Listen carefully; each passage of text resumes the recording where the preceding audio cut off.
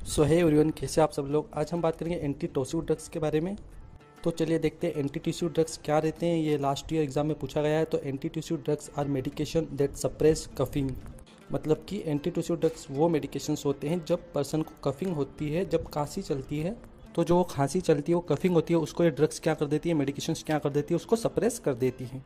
मतलब कि जैसे किसी पर्सन को खांसी चलती हो, तो अगर वो ये मेडिकेशन ले लेता है तो कुछ समय के लिए मेडिकेशन क्या कर देती है, उस जो ब्रेन होता है उसके सेंट्रल नर्वस सिस्टम पे अफेक्ट डालती है और उसे थोड़ी देर के लिए सप्रेस कर देती है। अब इसके अगर एग्जाम्पल की बात कर ले तो वो होते हैं, इसका एग्जाम्पल है कोडीन एंड डेक्सोमिथोरफोन। ये जो है इसका मेन एग्जाम्पल है।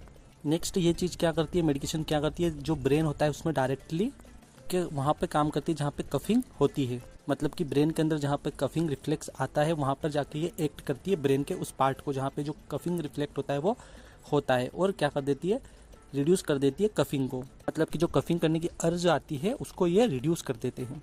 अगर सिंपल लैंग्वेज में समझे तो जो आपके एंटी ट्यूसिव ड्रग्स होते हैं वो क्या करते हैं, रिफ्लेक्ट एक जो होता है आपके ब्रेन के अंदर जहाँ पे कफिंग की अर्ज जो होती है वो होती है, उसको सप्रेस कर देते हैं, उसको कम कर देते हैं और आपकी कफिंग को रोक देते हैं। नेक्स्ट अगर इसके और भी एग्जांपल्स की हम बात करेंगे तो इसके एग्जांपल्स होते हैं कोडीन। तो चलिए थोड़ा बहुत कोडीन के बारे में हम समझ लेते हैं। जो कोडीन होता है ये एक ओपियोड एनाल्जेसिक होता है। ये क्या करता है, जो कफिंग करने का रिफ्लेक्स आता है, जो कफिंग करने की अर्ज होती है उसको सप्रेस कर देता है। अगर कोडीन के डोज की हम बात कर ले तो फर्स्टली हम इसको 15 to 60 मिलीग्राम में देते हैं, जो कि ये एक एजे ओपियोड एनाल्जेसिक है, जिससे जो पर्सन है इसका हैबिचुअल भी हो सकता है। तो जब भी कोई पर्सन इस ड्रग को लेता है तो as per the prescription doctor की एडवाइस के ही लेना चाहिए। अगर इस ड्रग के रूट की हम बात कर ले तो ये ओरली एडमिनिस्ट्रेड होती है, मतलब कि बाई ओरल इस ड्रग को लिया जाता है। अगर इसके इंडिकेशंस की हम बात कर लें, इंडिकेशंस की अगर हम इसकी बात कर ले तो कफिंग जो आती है पेशेंट को उससे रिलीफ करवाती है। नेक्स्ट देखते हैं इसके कॉन्ट्राइंडिकेशंस क्या क्या होते हैं। अगर कोई भी पर्सन अगर उसे कोडियन से एलर्जी है तो उसे ये मेडिकेशन नहीं दी जाएगी। अगर रेस्पिरेटरी डिप्रेशन हो रहा है, मतलब कि रेस्पिरेटरी सिस्टम में कोई भी अगर उसको प्रॉब्लम है तो ऐसे व्यक्ति से भी अवॉइड करनी है मेडिकेशन।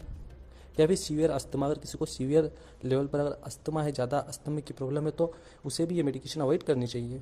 नेक्स्ट देखते हैं ड्रग का इंट्रैक्शंस क्या होता है। मतलब कि अगर पर्सन दूसरे कोई से ड्रग ले रहा है या फिर जैसे कि पेन किलर वगैरह ले रहा है तो ऐसे टाइम पे ये ड्रग जो होती है उसको इंट्रैक्ट कर देती है। नेक्स्ट एक क्वेश्चन विद सीएनएस डिप्रेशंस, मतलब कि ये क्या करती है, जो सीएनएस होता है सेंट्रल नर्वस सिस्टम होता है आपका, उसको डिप्रेस भी कर सकती है, इसलिए इसको प्रिक्वेशन के साथ ही लेना चाहिए। मतलब इसकी हैबिट वगैरह जो है वो नहीं डलनी चाहिए, इसको प्रिक्वेशन और कम मात्रा में ही लेनी चाहिए। नेक्स्ट बात कर लेते हैं इसके साइड इफेक्ट्स क्या क्या हो सकते हैं अगर कोई पर्सन इसको कंज्यूम करता है तो। सबसे पहले उसे हो सकता है ड्राउजीनेस। ड्राउजीनेस मतलब क्या होता है, जैसे कि उसको नींद जैसी आती है, उसे ऐसा लगेगा जैसे उसको नींद आ रही है और वो नींद में रहेगा। और इस ड्रग को लेने के बाद में पर्सन में कॉन्स्टिपेशन भी देखने को मिल सकता है। सो ये था हमारा टॉपिक आज का, जो कि था एंटी टूसिव ड्रग के ऊपर। ये क्वेश्चन जो एग्जाम में पूछा गया BSc nursing second year pharmacology के एग्जाम में, तो मैंने उसी के अकॉर्डिंगली इसको समझाया गया है। नर्सिंग स्टूडेंट्स के लिए बेस्ट है, अगर आप एग्जाम में इतना लिख के आते हो तो आपको मार्क्स जो मिल जाएंगे।